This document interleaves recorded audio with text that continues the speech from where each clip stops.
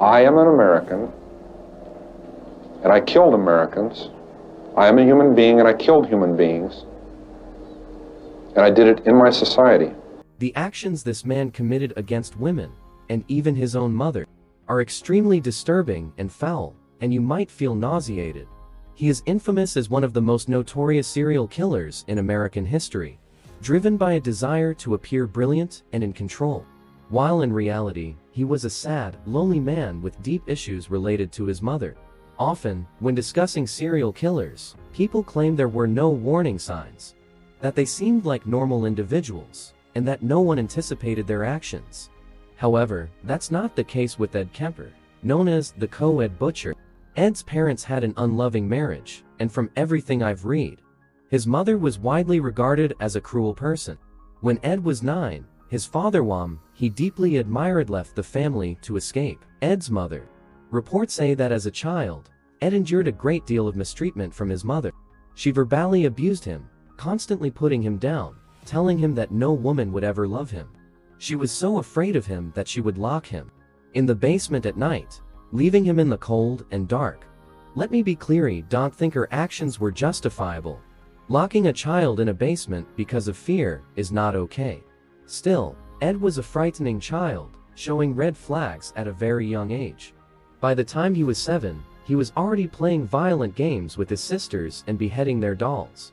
As a second grader, around 7 or 8 years old, he became obsessed with his teacher, following her home after school. At 10, he buried the family cat alive, and by 13, after the family got another cat, he killed that one too, in an even more brutal manner, using a sharp kitchen tool. Again, not excusing his mother's behavior, but I can see why she was afraid of him.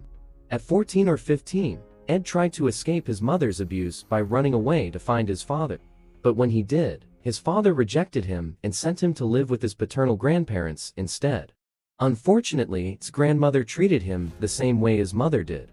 And after just 10 months of living with them, things took a dark turn. One afternoon, while his grandfather was out, Ed and his grandmother had a fight. In a rage, Ed grabbed a weapon and shot her, killing her instantly.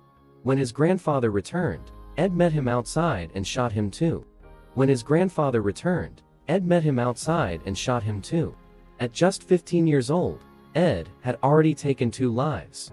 He called his mother the very woman he despised and told her what he had done. She told him to call the police, which he did. Ed was arrested and placed in a maximum security facility for the criminally insane.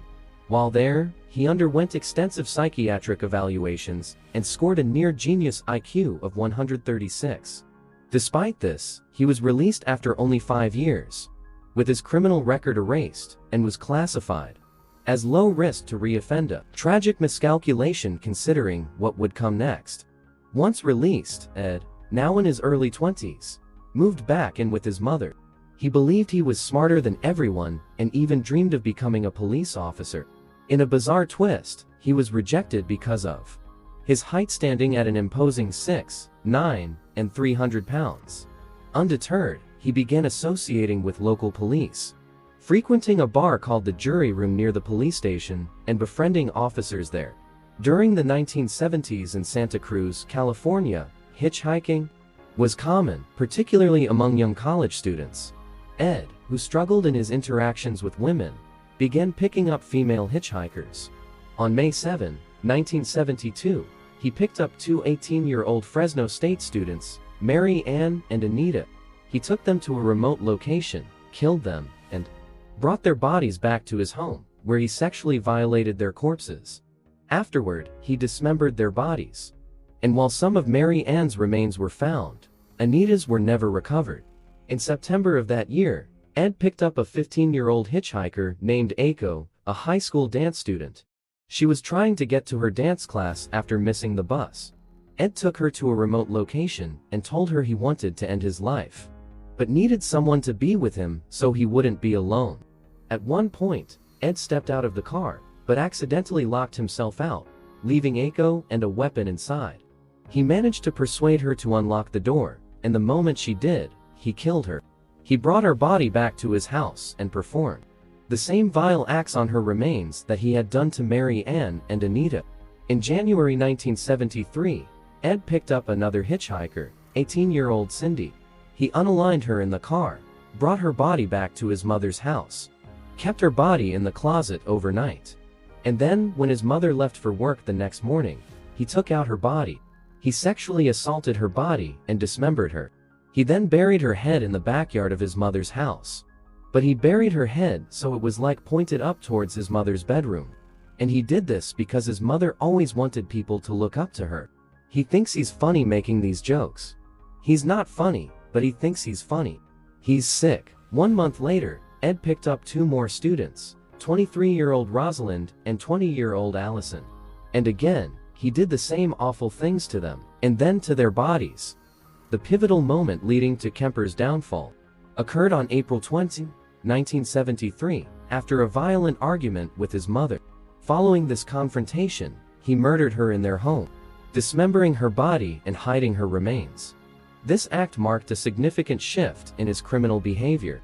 It was not just a culmination of his rage, but also symbolized a final rebellion against the figure who had caused him so much pain. Afterward, he didn't attempt to hide her body. Instead, he displayed her remains, even engaging in macabre conversations with her severed head. This act of violence against the person he had so many issues with was the tipping point that would lead to his downfall. After murdering his mother, Kemper decided to turn himself in. On April 24, 1973, he called the police and calmly confessed to the murders of his mother and several young women. His demeanor during the confession was chillingly calm, indicating his complete lack of remorse. It started coming to a head again, so I went back down. I ran away back down there. And then a month later, I'm up living with my grandparents in the mountains, and 10 months later, I murdered them. It made it worse to be on top of a mountain. I was literally on top of a mountain when it happened. And I sensed everybody in the world just stopping what they were doing, turning around, saw what I did, and are coming to get me. And I knew I was paranoid at that moment. I knew anybody that came up there and gave me a funny look or a fishy eye or quizzical look, I'd have blown their brains out thinking they were coming to get me. When officers arrived at his home, they discovered the horrific scene that confirmed his confession. Kemper was arrested and subsequently charged with multiple counts of murder. During his trial, his intelligence and charm were on display, but the evidence of his heinous crimes was undeniable. In November 1973, he was convicted of 8 counts of first-degree murder and sentenced to life in prison without the possibility of parole.